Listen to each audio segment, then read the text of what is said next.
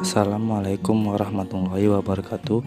Perkenalkan, nama saya Amrizal. Saya mahasiswa UIN Sumatera Utara, Fakultas Ilmu Tarbiyah dan Keguruan, jurusan Pendidikan Agama Islam.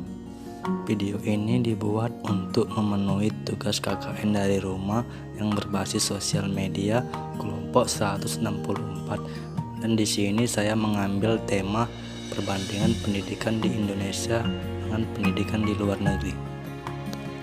Sebelum memasuki pembahasan, jangan lupa di subscribe, like, share ya teman-teman. Terima kasih. Untuk pendidikan di setiap negara-negara berbeda-beda. Karena berbeda-beda, maka penerapannya pun berbeda. Maka dari itu kita perlu belajar dari negara-negara yang kualitasnya tidak diragukan lagi.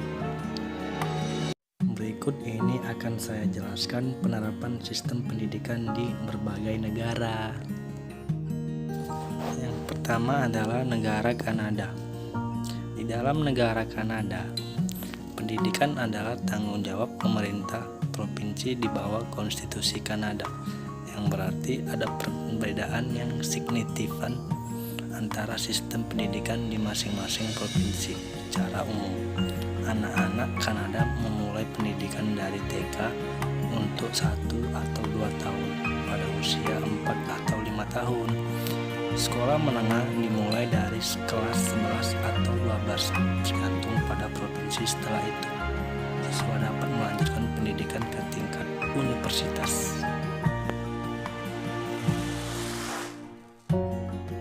Adalah negara Jepang.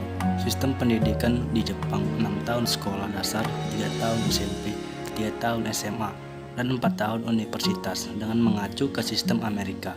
Sebagian besar sekolah beroperasi pada sistem jangka 3 tahun dengan tahun ajaran baru mulai pada bulan April. Baik, selanjutnya kualitas sumber daya manusia di luar negeri. Berikut faktor-faktor kualitas sumber daya manusia di luar negeri. Yang pertama, adanya kerjasama yang baik pemerintah dengan masyarakat. Yang kedua, sistem pendidikan yang tidak terpaku dengan teori belaka. Dan ada yang ketiga, memiliki pemikiran lebih maju dibanding negara kita. Dan yang keempat, fasilitas penunjang yang memadai. Dan yang terakhir yaitu murid-murid di luar negeri mempelajari pendidikan etika dan moral. Kendala-kendala pendidikan di Indonesia. Adapun kendala-kendalanya, yang pertama ialah jumlah guru yang tidak merata. Sebagian besar guru-guru di Indonesia bekerja di sekolah kota-kota besar dan di daerah kekurangan banyak guru. Adapun kendala yang kedua, kualitas guru. Sekitar 60% guru sudah memenuhi kualifikasi dengan gelar S1. Dan sisanya belum memenuhi kualifikasi. Dan kendala yang ketiga, fasilitas penunjang pendidikan belum memadai. Banyak sarana dan prasarana sekolah yang rusak karena dimakan usia. Bahkan ada yang tidak mendapatkan sarana dari pemerintah. Dan kendala yang keempat, kedisiplinan yang kurang bagi siswa. Para siswi tidak diarahkan untuk disiplin sejak dini. Kendala yang kelima, kurangnya semangat belajar siswa. Dalam hal ini, siswa-siswi tidak memperhatikan masa depan mereka, sehingga semangat belajar mereka pun kurang baik. Baiklah, di sini saya akan memberikan kesimpulan dari materi yang saya bawa.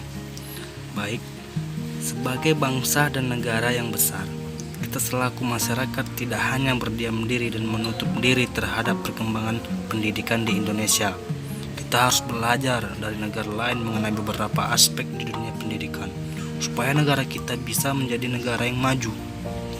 Pendidikan sangat penting bagi kemajuan suatu negara, karena pendidikan merupakan dasar dari pembentukan karakter, pengembangan wawasan atau ilmu pengetahuan, dan budi pekerti.